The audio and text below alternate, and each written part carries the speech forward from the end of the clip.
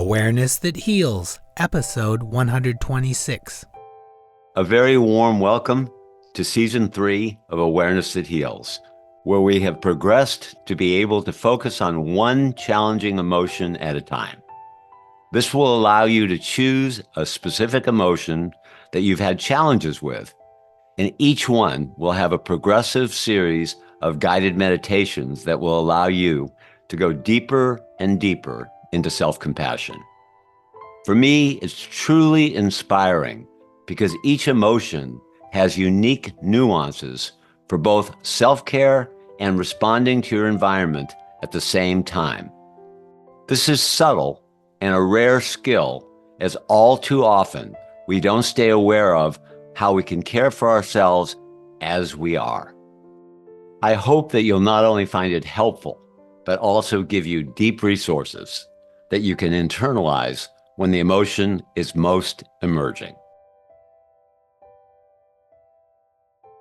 A warm welcome to our new series on Awareness That Heals, where we're going to focus on caring for our feelings of inadequacy.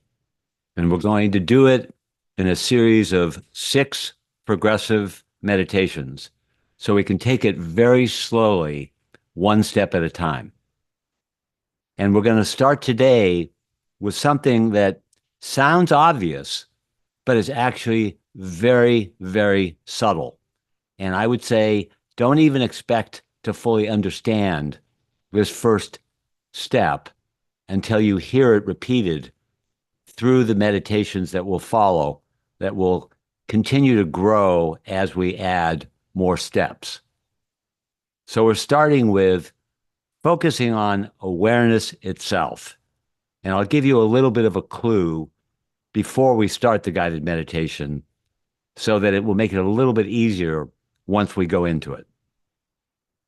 So awareness itself is actually something that most of us have never really considered. And awareness is a feature that human beings have that is unique. And we very rarely, if ever, extricate or separate it from our thoughts or what we see or what we feel or our body sensations. But we have the capacity for our awareness to notice awareness itself without linking it to any particular object. And by object, I'm including thoughts, feelings, anything visual, anything auditory. And so if we can gain the awareness of this unique and valuable part of ourselves, awareness itself being aware of awareness. So imagine yourself like you're in a cave and you're just pausing for a moment and you just close your eyes and you're thinking about, I wonder what awareness is. And you go quiet and thoughts come up, and then you just say to yourself, which we're going to do in the meditation, awareness, I just want to stay aware of you. I don't want to think about anything. I just want to be aware that you are the central core of who I am. And if I can identify you separate from my thoughts, it will empower me to guide my attention, to guide my awareness, to go where I want it to go. So hopefully that will help you get a head start on the guided meditation that we're going to begin now.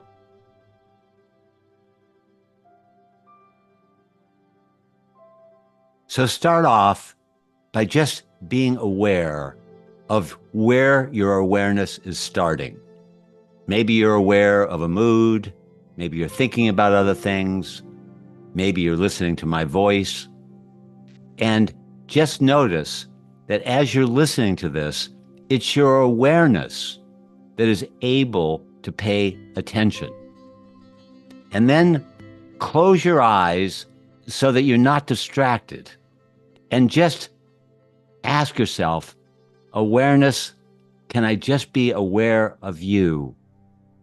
Just aware of my awareness itself.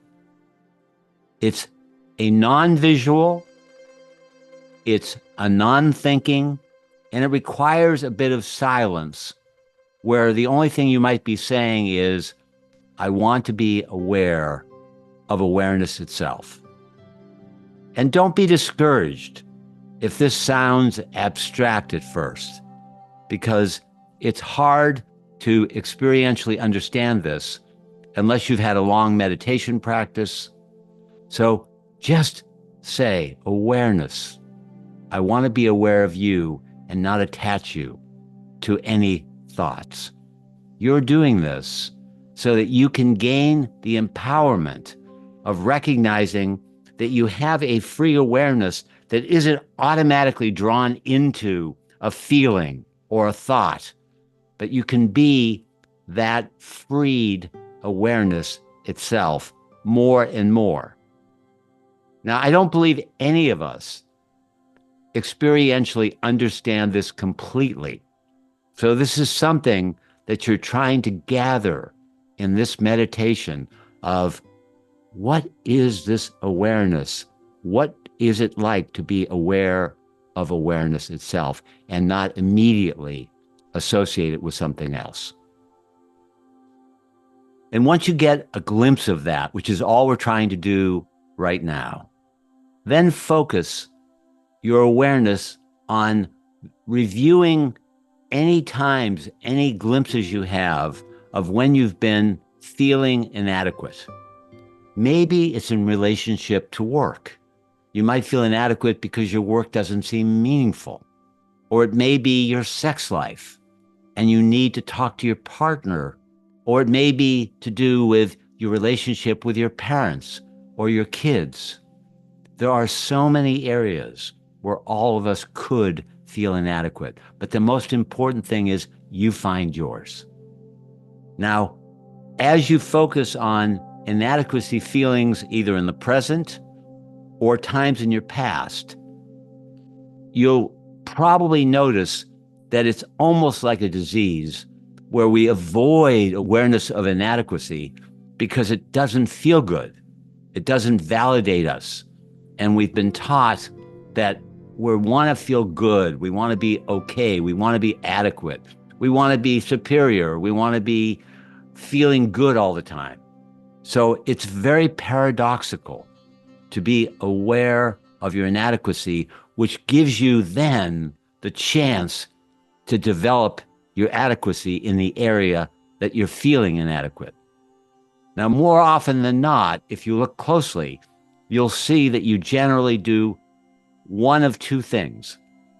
One is you will fleetingly go unaware of your awareness of inadequacy and you will suppress it. So that's one way to go. And the other way is that you will judge it like, yuck, I hate feeling inadequate, and then you'll flee. So if you can stay aware of your inadequacy feelings, it gives you immense potential to then work on the feelings themselves, listen to them, and see what you need to develop your adequacy in the area that you feel inadequate. Hopefully you'll get a glimpse that if you have inadequacy feelings and you run away from them, either by judging yourself or by just suppressing them, that they'll be frozen forever. And it's only by staying with somewhat of a neutral awareness that we have a chance to really develop. So thanks for joining us in this first step, and we'll be adding more steps in each meditation. So I hope that you'll join us all the way through the 6 meditations. Thank you very much. Thanks for listening to Awareness That Heals. Please click subscribe so you won't miss an episode. If you love the podcast, the best way to help spread the word is to rate and review the show. This helps other listeners like you find this podcast. We're deeply grateful you're here and that we have found each other. We encourage you to download our introspective guides at awareness-that-heals.org. They will be helpful to you while listening to our podcast.